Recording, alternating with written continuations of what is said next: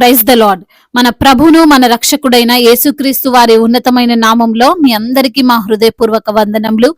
ఈ యొక్క ఆదరణ వాక్యము మీకు దీవెనకరంగా ఉందని నమ్ముతున్నాము. కనీసము ఈ వాక్యమును ఒక 10 మందికైనా షేర్ చేయగలరని దేవుని పేరట మనవి చేసుకుంటున్నాము. ఈ రోజు దేవుని వాక్యము, సాధారణముగా మనుషులకు కలుగు శోధన తప్ప మరి ఏదియు మీకు సంభవింపలేదు.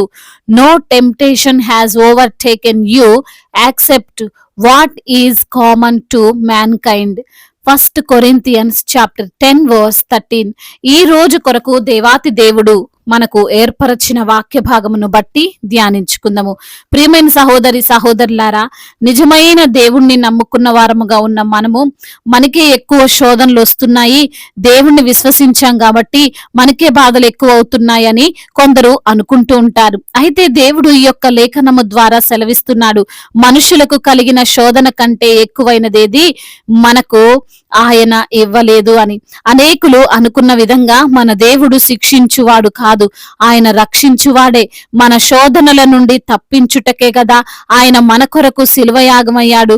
మన దేవుడు కష్టపెట్టువాడు కాడు, సంతోషపెట్టువాడు. మనలను శోధనల నుండి తప్పించి దుష్టుల నుండి రక్షించువాడు ఆయనే. ఆయన మన యొక్క ప్రాణములను సేద తీర్చువాడు, కృంగిపోయిన వారిని లేవనెత్తువాడు, బాధల్లో ఉన్న వారిని ఆదరించువాడు. భక్తుడు అంటున్నాడు, దేవుడు నమ్మదగిన వాడు, మీరు సహింపగలిగినంత కంటే ఎక్కువగా ఆయన మిమ్ములను శోధింపబడనివ్వడు. అంతేకాదు, సహింపగలుగుటకు ఆయన శోధనతో కూడా తప్పించుకొను మార్గమును కలగజేయును అని. మనకు శ్రమలు వచ్చినప్పుడు, కష్టాలు ఎదురైనప్పుడు అన్యుల వలె, భక్తిహీనుల వలె మనము వాటికి లోబడువారము కాకుండా దేవుడు మన ఆత్మలో ధైర్యమును నింపాడు.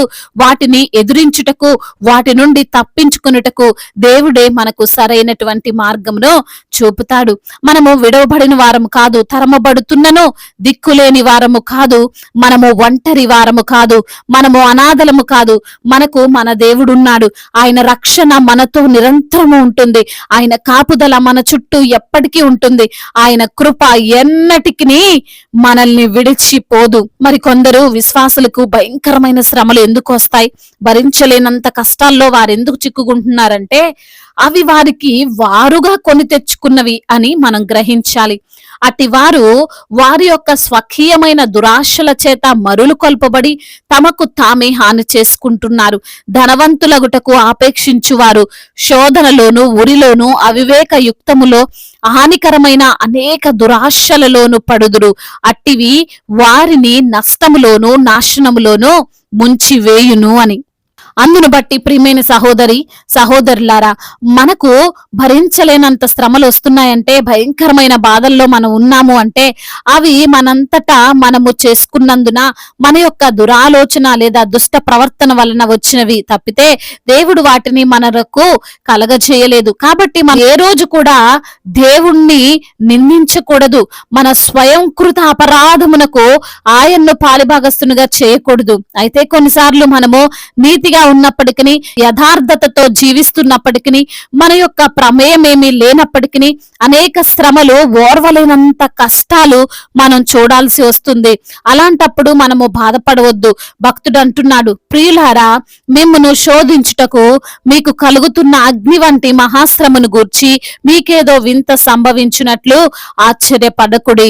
క్రీస్తు శ్రమలలో పాలివారై ఉన్నందుకు సంతోషించుడి. అందును బట్టి ప్రియమైన సహోదరి సహోదరుడా, మీకు శ్రమలు కలిగిన దానిని బట్టి అభ్యంతర పడకుడి. ప్రతి మనిషికి శ్రమలు వస్తుంటాయి. ప్రతి విశ్వాసి శ్రమల గుండా ప్రయాణించాలి అని వాక్యము మనకు ఉపదేశిస్తుంది. అలా అని దేవుడేమో నిన్ను బాధ పెట్టాలని, నిన్ను ఇబ్బందులకు గురి చేయాలని అని కాదు, గాని నిన్ను పరీక్షించి నీకు తగిన ప్రతిఫలమును ఇవ్వడానికే ఆయన ఆశపడుతున్నాడు. మనకు కలిగిన ప్రతి శోధనకు ఒక పరిష్కార మార్గం ఉందని దేవుడు మనకు తెలియజేస్తున్నాడు. అవును, ఈ లోకంలో ప్రతి సమస్యకు ఖచ్చితంగా ఒక పరిష్కారం ఉంటుంది. ప్రశ్నకు ఒక జవాబు ఏ విధంగా అయితే ఉంటుందో అదే విధంగా శోధనల నుండి తప్పించుకుంటూ ఒక మార్గం ఉంటుంది. అయితే నిజమైన దేవుణ్ణి విశ్వసిస్తున్న వారముగా ఉన్న మనము, విశ్వాస జీవితంలో ఉన్న మనము ఏం చేయాలంటే ఆ పరిష్కారం కోసం దేవుణ్ణి ప్రార్థన ప్రార్థించాలి. తప్పించుకునే మార్గము చూపు ప్రభువా అని ఆయన ముందు మోకరించాలి. అప్పుడు మన సర్వశక్తిమంతుడైన తండ్రి మన యొక్క సమస్యకు తప్పకుండా బయటపడు మార్గాన్ని మనకు బయలుపరుస్తాడు. అంత మాత్రమే కాదు, శోధనలను ఎదిరించి తట్టుకొని నిలవబడగలిగినటువంటి శక్తిని కూడా దేవుడు మనకు అనుగ్రహిస్తాడు. కాబట్టి దేవుని పిల్లలమైన మనము శ్రమలలో, శోధనలో అన్యుల వలె, భక్తిహీనుల వలె పడకుండా మన దేవునికి ప్రార్థించు వారముగా ఉండాలి. వేటికైనా సమాధానం ఇవ్వగలిగినటువంటి దేవుడు మనతో ఉన్నాడు అని ధైర్యం కలిగి జీవించాలి. ఈ లేఖన భాగమును బట్టి ప్రార్థించుకుందాము. ప్రతి ఒక్కరు కూడా ప్రార్థనలో ఏకీభవించగలరు. ప్రార్థన. మహాశక్తి సంపన్నుడా, మహోన్నతుడా, కృపా కనికరములు కలిగిన దేవా, జీవాధిపతి, మీకు స్తోత్రాలు ప్రభువా.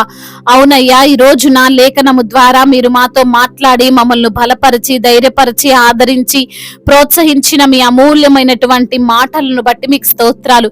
సర్వశక్తిమంతుడు అయిన దేవుడవు ప్రభువా, మమ్మల్ని ఎప్పుడు కూడా శోధించని ప్రభువుడవని, అయా మేము సహింపగలుగుటకే ఆ శోధనతో పాటు తప్పించుకుని మార్గమును కూడా తండ్రి మీరు కలగజేస్తారని ఈ రోజున లేఖనము ద్వారా మీరు మాతో మాట్లాడారు. శ్రమలు వచ్చినప్పుడు, కష్టాలు ఎదురైనప్పుడు అన్యుల వలె, భక్తిహీనుల వలె మేము వాటికి లోబడకుండా వాటిని అయా మీరిచ్చినటువంటి అయా వాక్యముతో ఎదురించే వారముగా మేము ఉండాలని తండ్రి సూటిగా మాట్లాడారు ప్రభువా. అందును బట్టి స్తోత్రాలు. ఈ రోజున ఎందరైతే బిడ్డలు ఏ ఏ సమస్యలతో, ఇరుకులతో, ఇబ్బందులతో, వేదనతో, బాధతో కృంగిపోతున్నారో, నలిగిపోతున్నారో ప్రతి బిడ్డను మీరు తండ్రి జ్ఞాపకం చేసుకోండి అయా. మరి తండ్రి ఆ శోధనల నుండి విడిపించండి, ఆ సమస్యను యేసు నామములో గద్దించండి. ఈ రోజున అనారోగ్యముతో బాధపడుతున్న ప్రతి బిడ్డను మీరు తాకండి అయ్యా. సంపూర్ణ స్వస్థతను దయచేయండి నా ప్రభువా. అవునయ్యా, అయ్యా వారికి కలిగిన రోగము నుండి, బలహీనత నుండి, ఆ రుగ్మతల నుండి విడుదల దయచేయమని బ్రతిమిలాడుకుంటున్నామయ్యా. స్వస్థపరిచే దేవుడను నేనే అంటున్నారు ప్రభువా. యెహోవా రాఫాగా ఉన్న దేవుడవు ప్రభువా, బిడ్డలను స్వస్థపరచండి. మీ సన్నిధిలో సాక్షులుగా వారిని నిలవబెట్టుకోండి. అప్పుల భారాల నుండి విడుదల దయచేయండి. ఆర్థిక సమస్యలను యేసు నామములో కొట్టివేయండి ప్రభువా. కుటుంబ సమస్యల నుండి విడుదల దయచేయండి అయ్యా. భార్యాభర్తల మధ్య విభేదాల నుండి విడుదలను దయచేయండి ప్రభా. ఒకరినొకరు అర్థం చేసుకుని జీవించేటువంటి అయా కృపను దయచేయమని బ్రతిమిలాడుకుంటున్నాం ప్రభువా. అదే విధంగా నా తండ్రి చిన్న బిడ్డలందరినీ కాచి కాపాడండి. యవన బిడ్డలందరికీ మీరు తోడుగా ఉండండి. యవన వయసులో మీ యందు భయభక్తులు కలిగినటువంటి జీవితాన్ని వారికి మీరు ప్రసాదించండి అయా. త్రాగుడు వ్యసనాల నుండి అయా, మరి తండ్రి చెడు స్నేహాల నుండి వారికి విడుదలను అనుగ్రహించండి ప్రభువా. ఆ గేమ్స్ ఎడిక్షన్ నుంచి విడుదల దయచేయండి నా ప్రభువా. అదే విధంగా నా ప్రభువా, ఎందరైతే బిడ్డల వివాహాల విషయంలో మీ చిత్తమును బట్టి తండ్రి మొరపెడుతున్నారో వారి యొక్క వివాహము మీ యొక్క చిత్తములో జరుగునట్లుగా కృప చూపించండి. సాటి అయిన సహకారాన్ని వారికి మీరు అనుగ్రహించండి. గర్భఫలము లేని బిడ్డల నిమిత్తము ప్రార్థిస్తుండగా వారికి గర్భఫలాన్ని దయచేయండి. అదేవిధంగా చిన్న బిడ్డలందరినీ కాచి కాపాడండి అయ్యా. ఇప్పుడే పుట్టిన బిడ్డలను తండ్రి మీరు దీవించండి అయ్యా. అయా గర్భిణీ స్త్రీలను తండ్రి మీరు జ్ఞాపకం చేసుకోండి. తల్లికి నీ బిడ్డకును క్షేమాన్ని దయచేయండి తండ్రి.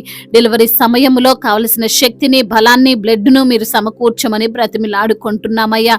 అదేవిధంగా వృద్ధులను మీరు బలపరచండి అయా. అనాథలను, అభాగ్యులను ఆదుకునే దేవుడవు, విధవరాళ్ల పక్షముగా వాద్యమాడి పోరాడే దేవుడవు, వారి ప్రతి అవసరతలు తీర్చే దేవుడవు ప్రభా. నమ్ముచుండగా వారిని తండ్రి మీరే పోషిస్తున్నందుకు స్తోత్రాలు చెల్లిస్తున్నాము తండ్రి.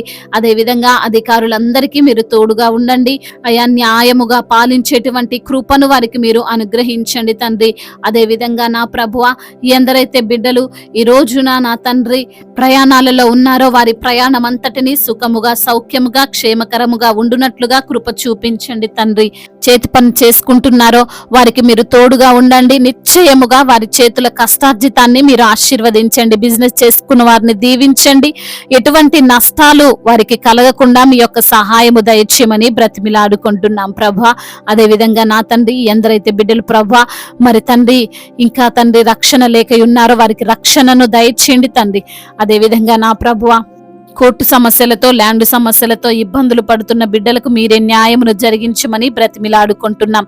మా భారతదేశాన్ని దీవించండి. సమాధాన దేశముగా, ప్రేమ కలిగిన దేశముగా మా భారతదేశాన్ని మీరు ఆశీర్వదించమని వేడుకుంటున్నాం. దైవజనులందరికీ మీరు తోడుగా ఉండండి. సువార్థికులను బలపరచండి. మిషనరీస్ ని మీరు దీవించండి అయా. ప్రతి ఒక్క విశ్వాసికి మీరు తోడుగా ఉండండి ప్రభువా.